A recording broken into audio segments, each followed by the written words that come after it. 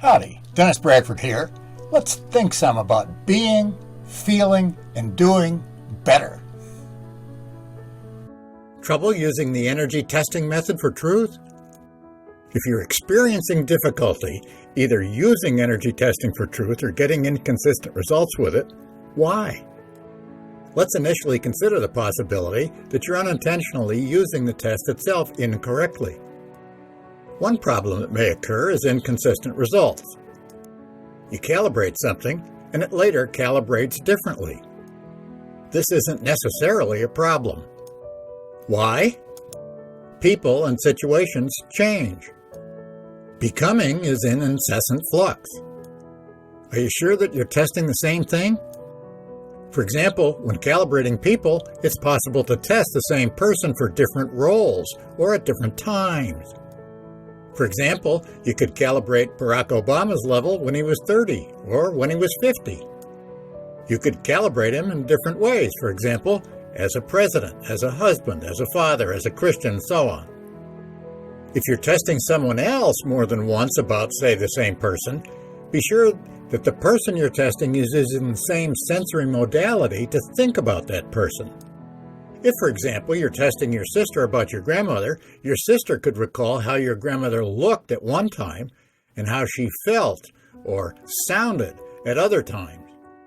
Ensure, too, that you're using the exact same specific statement to test if you're testing the same subject at different times.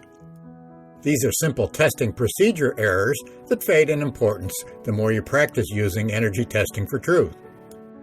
Another procedural error is to fail to clear the thymus before testing a subject who requires it. I have no clue why this works. If you're using the same subject, whether yourself or someone else, and getting inconsistent results, try clearing the thymus. There are different ways to do it on yourself or have a test subject do it.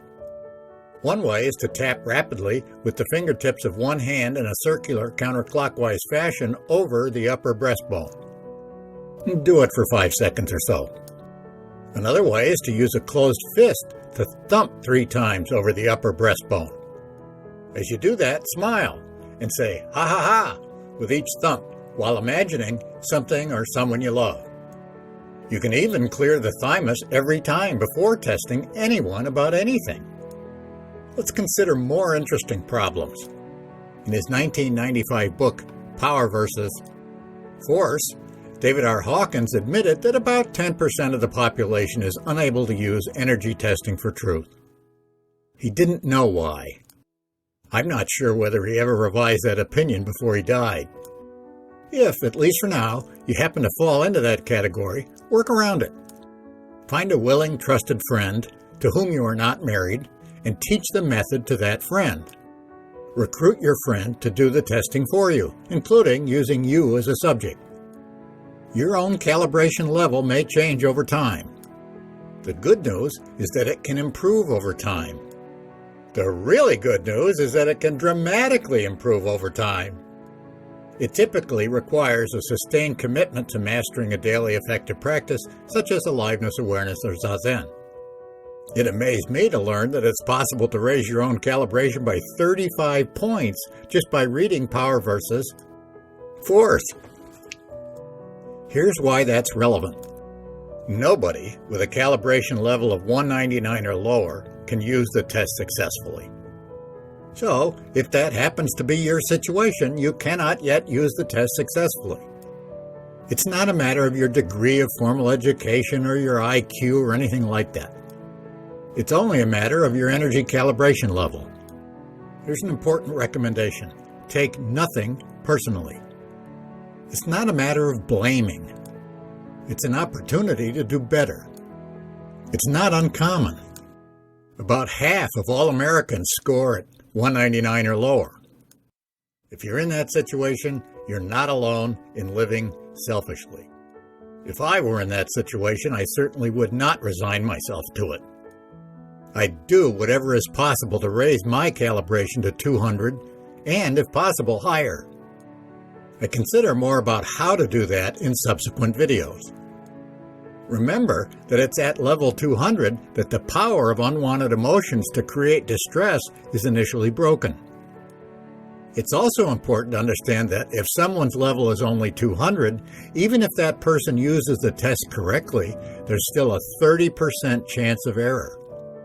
The higher your calibration, the more accurate the test will be for you. Why?